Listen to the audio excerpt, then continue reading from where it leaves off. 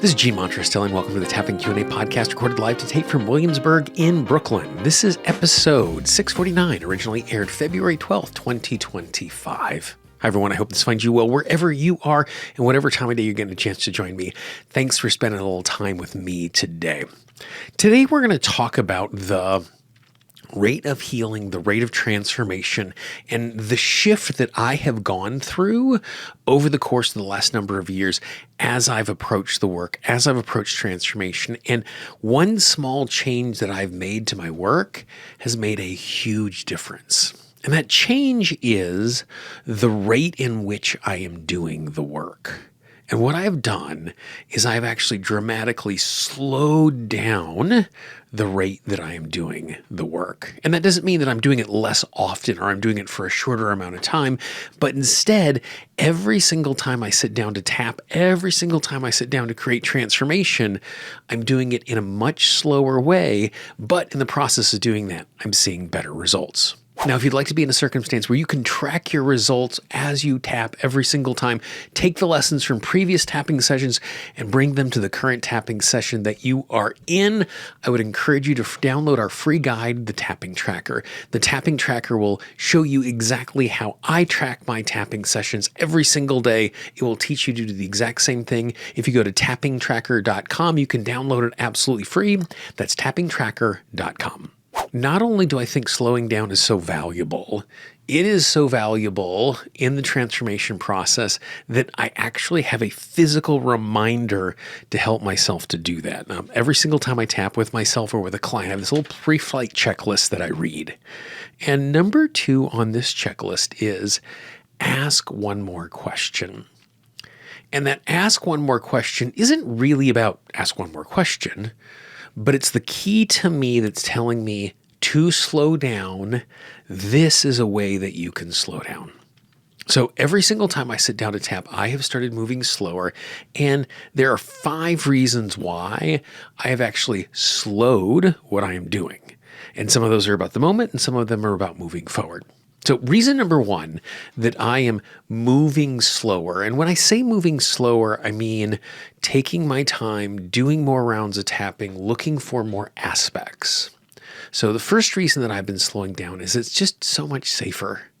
That if I am taking an issue one aspect at a time, and I'm tapping on the emotion about the issue, or I'm tapping on the emotion about the emotion about the issue, or I'm tapping on the fact that I'm frustrated that I haven't tapped on this issue yet, or I'm tapping on the fact that I'm really frustrated that this has been around for so long. By doing that, what I'm doing is I am doing it in such a way where I'm making sure I'm not throwing myself into the deep end of something that's super, super emotional. And so by moving slower, by being less concerned about taking care of everything right now, it puts me in a position where every single round of tapping is going to be a safer round of tapping, which for me is the primary thing every single time I sit down to tap.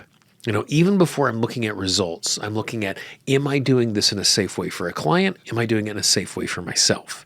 And so number 1, moving slower is safer. Number 2, it's just gentler. It's just easier. It's just softer. You know, I have lots of resistance from clients to tap on issues because they're afraid I'm going to have to go there and I'm going to have to feel these emotions deeply. And sometimes feeling emotions deeply is a good and useful thing. And sometimes feeling emotions deeply is just overwhelming and exhausting. And so we want to make sure that we are taking care of ourselves in the middle of what is going on. And I am significantly more likely to come back and tap again if the last time I did it, it wasn't something that was so painful and so overwhelming that I'm now dreading having to sit down and tap again. By doing it in a gentle fashion, it makes it easier in the moment, but it also makes it more likely for me to come back to tap again and again.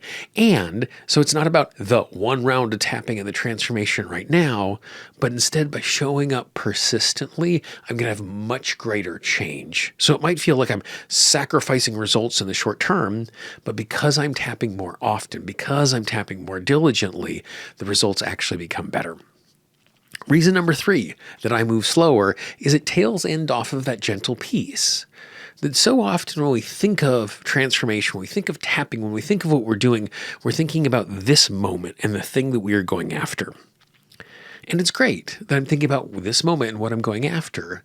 But the thing that is always super important for me to remember is that everything I do is in the context of the rest of my life. And so when I finish tapping, I am returning to my daily life. Now, there are times it is appropriate that I wring myself out with tapping, and when I finish tapping, I might take a hot shower or a bath, or I might take a nap, or I might go to bed immediately. Or if I'm in a circumstance where that is something that's available to me, that's great. But sometimes I'm not in that situation. If I'm tapping on a Tuesday afternoon for something, I have client calls, I have classes to teach, I have people I want to see socially, I have people I'm engaging with in my life. And so I'm constantly considering what is coming after the tapping that I'm doing. And it's okay if I slow things down a little bit so that the transformation isn't so disruptive, it wrecks every other part of my life.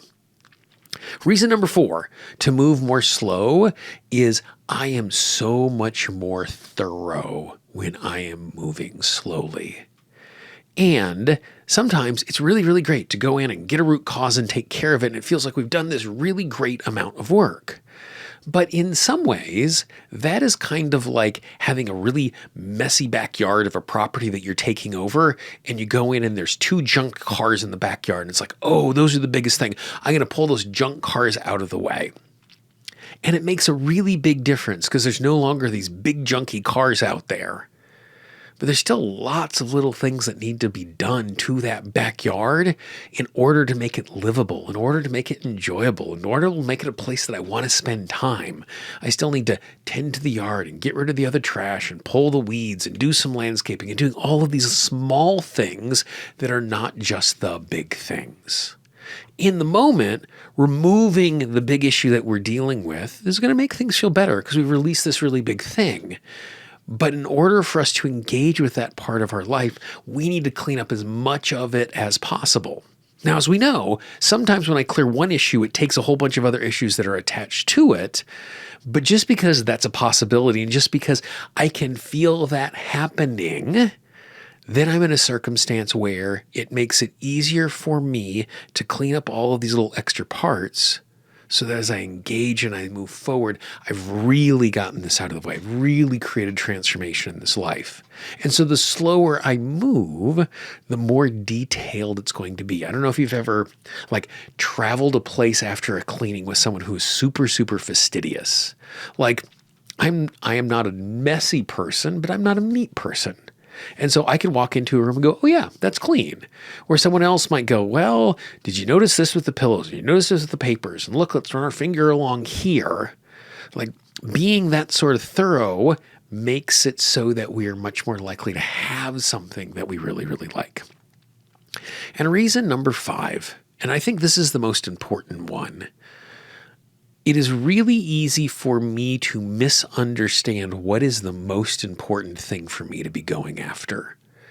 Because when I'm engaging with something, I think it's the biggest thing. I think it's the thing I've been working on for the longest amount of time. I think it's the thing about the story that I have been carrying with me.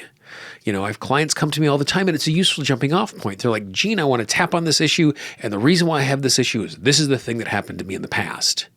And sometimes that's absolutely right. And sometimes that's just part of the story. And so if I treat the information from the past, either from a client or the tapping that I'm doing on my own, if I treat that as a jumping off point, it makes it so much easier for me to be thorough. I use the idea of eyewitness testimony all the time. If there's an accident at the street corner down there and I am reporting to the authorities, oh, I saw the guy run the red light. He was in a red Mustang, early 60s, New Jersey license plate. Now, that is a useful piece of information for the people investigating the accident to go, okay, red car, probably a sports car. Maybe a Mustang, 60s, New Jersey license plate. That gives them an idea to start looking, but they're not narrowing their scope only to that particular thing. That when they're thorough, they might ask other eyewitnesses. They might look for cameras. They're trying to get as much information as possible before they make a decision, or as they investigate, they're not clinging to preconceived notions. We do this all the time with our healing and our transformation. That we sit down with an agenda. And it's not bad. It's good that we're in a circumstance where it's like, I have this issue and these are my ideas and I want to go after them. But if we're so agenda driven every single time we sit down to tap, we're going to miss really important, valuable things because of the speed that we're going. And so for me, when I ask more questions, when I move slower, when I think about what's going on, and then I ask myself the question, well, how do I feel about the fact that this is still going on? How do I feel about the fact that other people know this is going on in my life? How do I feel about the fact that I'm finally admitting this to myself?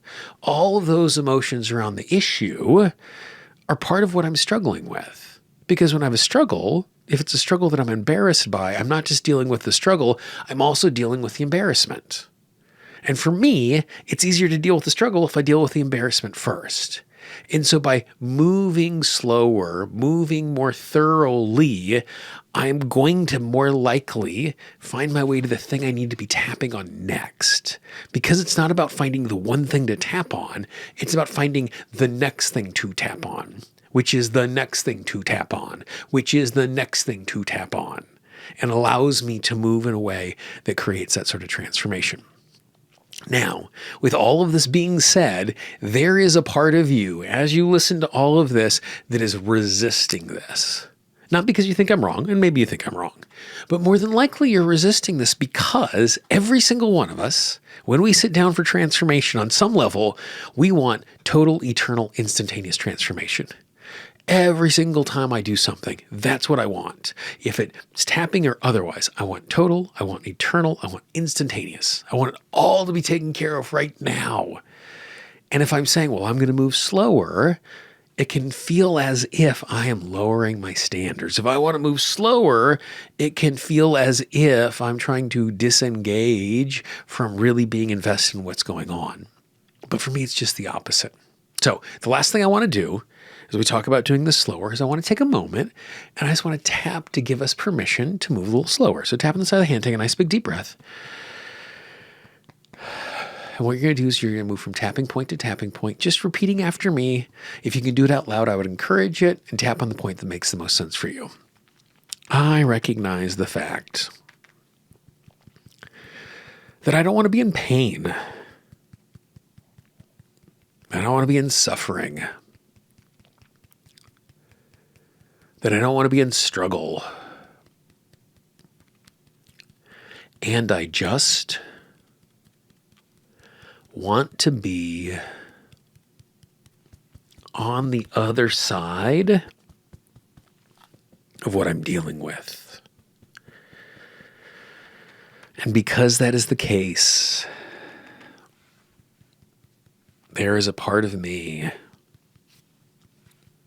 that wants total, eternal, instantaneous transformation. And I appreciate my desire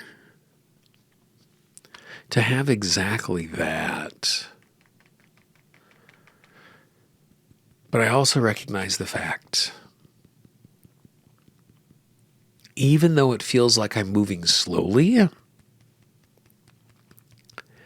tapping is actually way faster than the things I used to do. Even though it feels like I am preventing my health and well-being by moving this slowly, I give myself permission to recognize that moving slowly is actually the best way to create the type of lasting transformation that I actually want. I so appreciate my desire to move quickly. But I also appreciate the fact that it can take time, that it will take time, that it is okay that it takes time. Because I want it not to be a quick fix, but a lasting fix that sticks around for a long time. I give myself permission to be open to total, instantaneous, eternal transformation, and at the exact same time, I give myself permission to allow the healing to unfold in a natural way. Nice big deep breath.